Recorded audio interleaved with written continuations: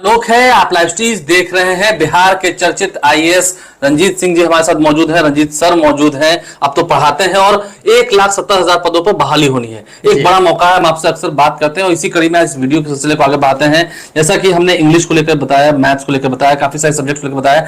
हम अब कह रहे हैं जो समान अध्ययन की किताब है, आपकी किताब हमने देखी है, समान अध्ययन किताब देखी है, और मैथ्स की बात करेंगे। सबसे पहले समान अध्ययन में जो एमसीक्यूज हैं, हमने देखा है कि चैप्टर वाइज हैं, वो कितना इंपॉर्टेंट है। क्योंकि अगर हम बात करें मैथ्स की, तो मैथ्स में तो फॉर्मूला है, लेकिन समान अध्ययन को लेकर काफी लोग अब चिंतित हैं क्योंकि अब समय कम है। एक्चुअली क्या है, समान अध्ययन में होता यह है कि टोटल आपको पढ़ने हैं 7 से 8 सब्जेक्ट, और उसमें भी सबसे अधिक क्वेश्चन जो आने की संभावना है उसमें मैथ रीजनिंग में खास फोकस करना पड़ेगा, क्योंकि अराउंड 25% क्वेश्चन जो है मैथ रीजनिंग से आने वाले हैं। और मेरिट भी कॉमो बेस्ड जो है इस पर डिपेंड करता है, क्योंकि जीएस में कितना भी पढ़ लेंगे हो सकता है कुछ मिस कर जाए, लेकिन रीजनिंग और मैथ ऐसा सब्जेक्ट है जिसको कि अगर अच्छे से आपने प्रैक्टिस किया है, एक्यूरेसी अच्छी है, तो आपका निश्चित रूप से जो है आप सक्सेस भी करेंगे। जीएस की जहां तक बात करने की है, तो जीएस में आपको खास तौर से देखना है कि जो रिवीजन का टाइम अभी बच गया है, और मेरी जो बुक है जिसमें कि आपने हिस्ट्री, ज्योग्राफी, पॉलिटी, इकोनॉमी सभी सब्जेक्ट उसमें, इन्वायरमेंट भी इसमें रखे गए हैं, उसका एक रिवीजन जो है कम से कम आपको करना पड़ेगा। साथ में आप एससीईआरटी, एनसीईआरटी जो पहले से ही बताता रहा हूं उसको तो करना ही है। और मेरी पीडीएफ जो है सभी सब्जेक्ट की आपके पास अवेलेबल है, जो कि मेरे टेलीग्राम पे आप लोगों ने फॉलो किया है। वहां से आप डाउनलोड करिए, पढ़िए और रिवीजन करिए, क्योंकि इससे बाहर क्वेश्चन जाने की संभावना नहीं। क्योंकि अब जब डेट्स आ गए हैं, 12 जुलाई तक ही फॉर्म भरने की तिथि है, जो फिलहाल है। ठीक है, विरोध हो रहा है, हम उस पर नहीं जाएंगे, लेकिन आपको लगता है ना कि हाँ अब ये एग्जाम टफ हो गया है डोमिसाइल नीति हटने के बाद? निश्चित रूप से, चूंकि नंबर ऑफ स्टूडेंट जो है ज्यादा हो जाएंगे, और इसके चलते जो है अदर स्टेट से भी जो लोग आएंगे, हाँ, उसके चलते उनको ज्यादा मेहनत करने की जरूरत पड़ेगी। हालांकि सीटें तो इतनी अधिक है, लेकिन आपको जो आप तैयारी कर रहे थे उसको थोड़ा सा आपको अपग्रेड करना पड़ेगा, और तैयारी जो है डिप्ली करने की। कितने तक आप इसे सही मानते हैं कि 1,70,000 पदें हैं, तो अपॉर्चुनिटी तो ये बड़ी है?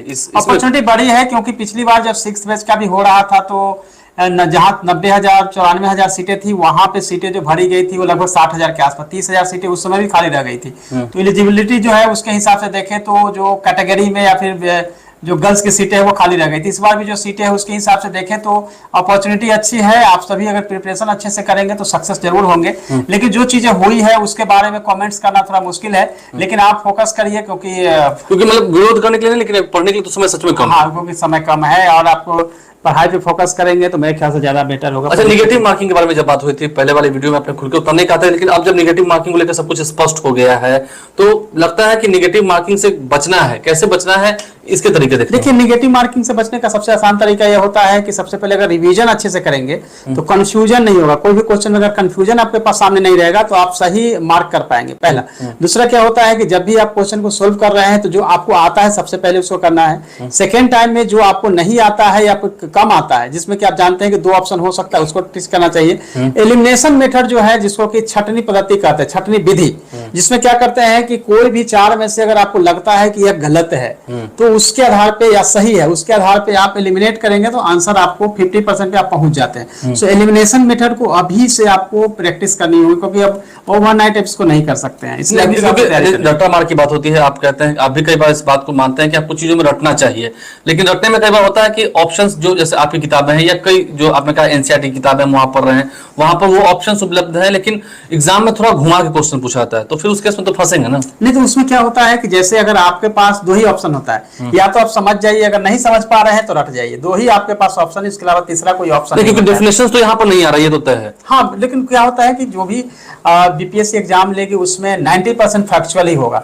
जब फैक्चुअल है तो रटना ही आपके पास ऑप्शन होता है, बाकी कोई आपके पास ऑप्शन नहीं। अगर हम मैथ्स पर भी आए तो आपकी किताबों में हम देख रहे थे कि फॉर्मूलाज भी दिए होते, शुरू में फॉर्मूलाज दिए हुए। देखिए, रंजीत सर की किताबें जो है प्रभात पब्लिकेशंस के द्वारा पब्लिश्ड है, इन्होंने खुद अपने से किताबों को गढ़ा है। हम जब मैथ्स की देख रहे थे किताबें, वहां पर फॉर्मूलाज थे, तो आप इस बात को मानते हैं कि फॉर्मूलाज को पहले समझ लेना ज्यादा अच्छा रहेगा, क्योंकि वहां पर तो डिजिट बदल देते हैं ना जी। उसमें क्या होता है कि सबसे पहले तो आप प्रोसेस को समझ लीजिए, जिसमें उसमें 24 चैप्टर्स दिए गए, जहां से क्वेश्चन आपके सबके सब आएंगे। तो 24 चैप्टर्स को पहले तो आप देख लीजिए। 24 चैप्टर से क्वेश्चन आएंगे? बिल्कुल, क्योंकि वो अर्थमेटिक, ज्योमेट्री जितने भी हो सकते हैं सभी को उसमें कवर किया गया है, और 10th लेवल का बनाया गया है। तो उसके हिसाब से पहले तो आप प्रोसेस को समझ ले।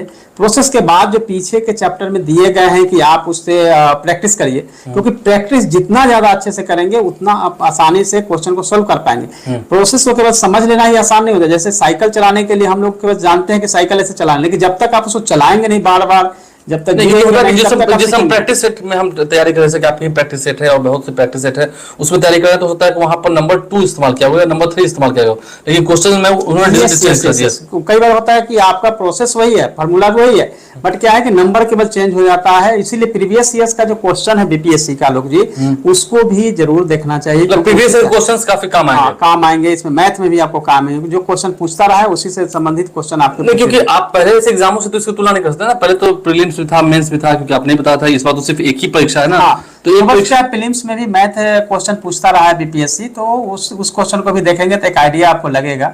और चूंकि 10th स्टैंडर्ड का आना है मैथ, तो उसके हिसाब से देखेंगे, तब 10th का बुक भी लेंगे तो आपको आइडिया लग जाएगा। क्योंकि 3 है सेक्शन, प्राइमरी सेक्शन के लिए है, सेकेंडरी के लिए है, फिर हाई एजुकेशन के जी, लिए, जी। तो तीनों के स्टैंडर्ड तो अलग होंगे। अलग अलग होंगे, लेकिन क्या है कि जैसे अगर हमारे 40 क्वेश्चन का होता है माध्यमिक उच्च माध्यमिक का, तो थोड़े उसके अपग्रेड हो सकते हैं, थोड़े डिफिकल्ट होंगे, लेकिन 1 से 5 में तो बिल्कुल आसान क्वेश्चन आएंगे ही उसमें। नहीं, अब जब तैयारियों की बात हो रही है, अब समय भी काफी कम है, आप मानते हैं, क्योंकि पूरा आज तारीख है 1 जुलाई, हम जब वीडियो शूट करें 1 जुलाई तारीख है, और अब समय लगभग देखिए तो 1.5 महीना ही रह गया है। इन 1.5 महीनों में, क्योंकि अब तो रात को जागकर पढ़ना होगा, ये तो तय है, अब थोड़ा पढ़ना होगा। अब चूंकि पढ़ने का जो आपका तरीका है उसको थोड़ा चेंज करना पड़ेगा, रात पढ़े या दिन पढ़े उससे कोई फर्क नहीं, समय देना होगा। लेकिन एटलीस्ट जो है, अब मैं कहता था 8-10 घंटे, अब मुझे लगता है 12 घंटा कम से कम पढ़ना पड़ेगा, कंपटीशन हार्ड हो गया। और उनको एटलीस्ट जो है 3 घंटे समय जो है प्रैक्टिस में लगाना पड़ेगा। एक प्रैक्टिस सेट डेली करना पड़ेगा, और प्रीवियस ईयर का क्वेश्चन तो करें ही। मेरी भी जो है वो प्रैक्टिस सेट इंग्लिश हिंदी दोनों में ही है अवेलेबल। इंग्लिश दोनों में प्रैक्टिस सेट है।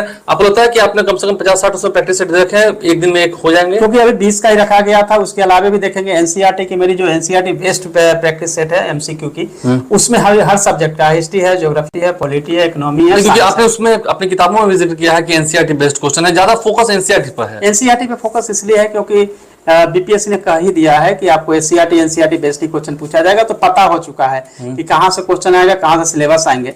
लेकिन हाँ, कुछ फैक्ट तो हो सकता है कि आउट ऑफ सिलेबस आए, लेकिन 90% क्वेश्चन वहीं से आना है, तो उसी को रट जाना है, पढ़ जाना है, और मैक्सिमम जो है आपको रिवीजन करना है। कम से कम 6-7 बार तो रिवीजन करना ही करना पड़ेगा, तभी आपको कंफ्यूजन नहीं होगा एग्जाम। नहीं, क्योंकि आप ये मान रहे हैं ना कि अब लड़ाई और बड़ी हो गई है।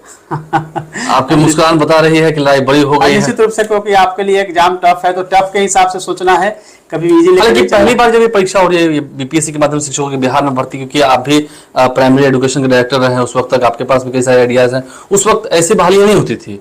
हाँ, पहले तो कि बीपीएससी एग्जाम नहीं ले रही थी, लेकिन हाँ, ये जो है 2006 से पहले बीपीएससी 2 बार एग्जाम ले चुकी है, और जितने ही पुराने टीचर, रेगुलर टीचर, सब बीपीएससी के थ्रू ही हुए हैं, बाकी तो नियोजित चल रहा था। नहीं, कई लोग तो क्या करते हैं, छोटा सा हल्का ही सवाल लेते हैं, कई लोग तो खाने पीने पर भी अपने असर देने लगते हैं, नहीं खाते हैं, या फिर वैसे फिर नहीं, देखो हेल्थ का ध्यान रखना बहुत जरूरी है, क्योंकि आपका फिजिक अगर अच्छा नहीं होगा, अगर फिजिकली आप फिट नहीं होगा, मेंटली फिट नहीं होंगे, तो आप अच्छे से पढ़ाई नहीं कर पाएंगे। इसलिए सभी तरह पर ध्यान। जनरल स्टडीज में भी जो हाल के जो करंट अफेयर्स हैं, इसमें उसको रखा जाएगा, जरूर उम्मीद है। अगर हम बिहार की बात करें, जैसे कि भगवान बुद्ध की कर्मशैली है, ये बिहार गया को लेकर या फिर महावीर जी को लेकर, बिहार की हिस्ट्री भी रहेगी, बिहार की ज्योग्राफी भी रहेगी, और बिहार का बजट, इकोनॉमिक सर्वे, बजट भी रहेगा।